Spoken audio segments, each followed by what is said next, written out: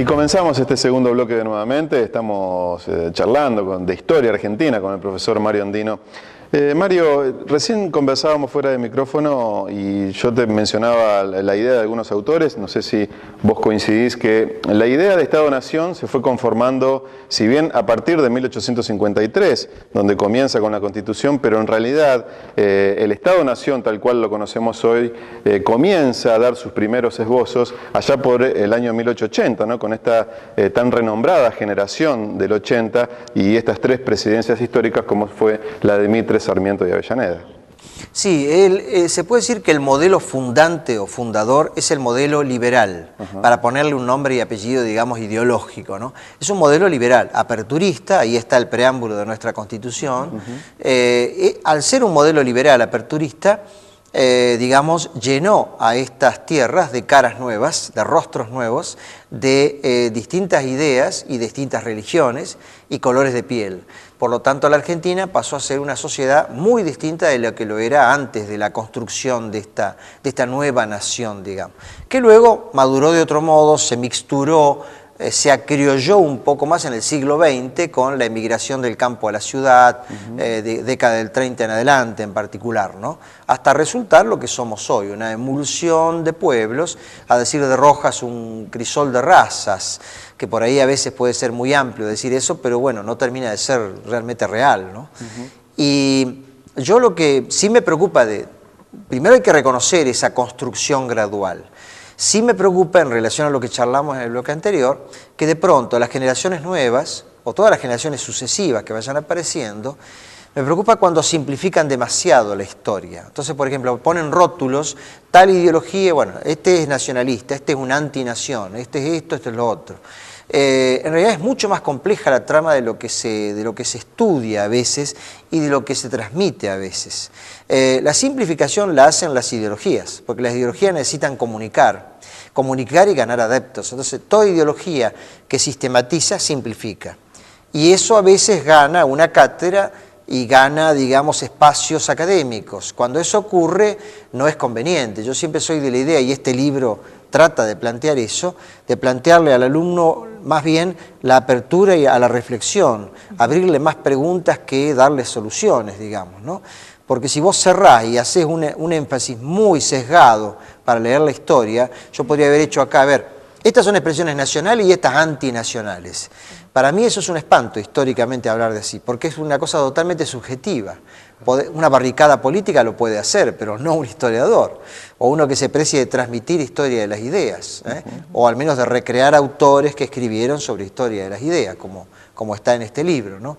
Que repito, es un estado del arte o de la cuestión, o sea, ¿qué se ha dicho sobre esto? Digamos, es un poco así el libro. Pero no llegar a conclusiones cerradas, a ver, diferenciemos los buenos de los malos, porque todos aportaron modos de entender la nación distinta. Después está en vos adherir a un u otro filón ideológico, por supuesto, eso es parte del ejercicio democrático y libre de cada uno, ¿no? Y poder simpatizar con un héroe histórico más que con otro, ¿no? Pero las simplificaciones en educación son nefastas, producen excesivamente en sujetos que están, estoy hablando de las edades más pequeñas, ¿no?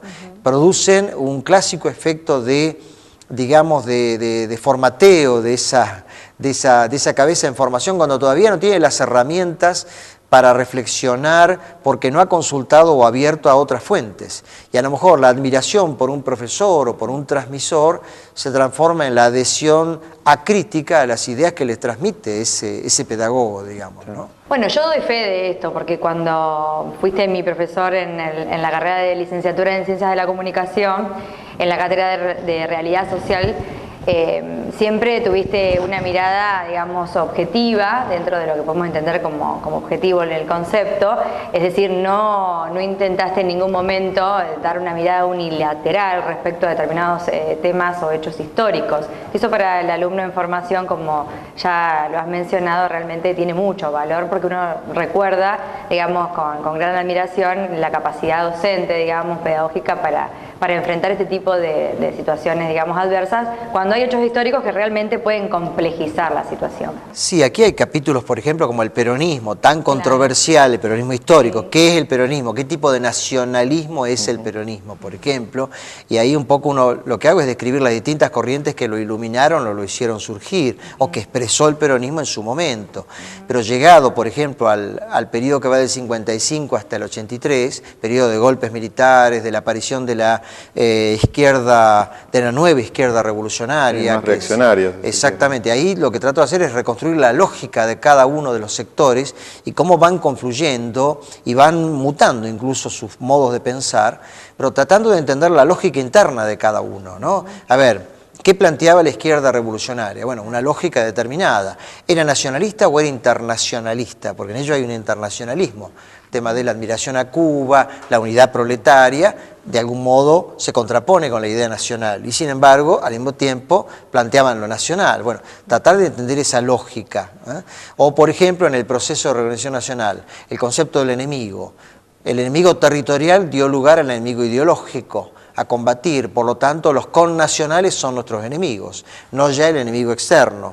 Pero en cambio, los militares cuando terminan con la represión interna hacen un viraje, vuelven al enemigo externo, Chile, Gran Bretaña, como búsqueda de legitimación del poder. Fíjate, es complejo el tema, hay como un cambio en el paradigma de cómo concebir al enemigo de la nación, digamos, ¿no? Y lo hace, en este caso, un mismo proceso militar, en distintas épocas, ¿no? Tratando de abrevar de más poder, de legitimarse en el poder. Bueno, todo eso es una etapa muy compleja, donde traté de reflejar, repito, la lógica de cada momento, y no hacer una interpretación, digamos, así, demasiado sesgada hacia la opción por uno u otro. Hacemos un nuevo corte y vamos a una pausa entonces. Vamos a una pausa. En el tercer y último bloque ya vamos a la parte final del programa en esta interesantísima charla que estamos teniendo sobre historia argentina con el profesor Mario Ondino. Enseguida volvemos.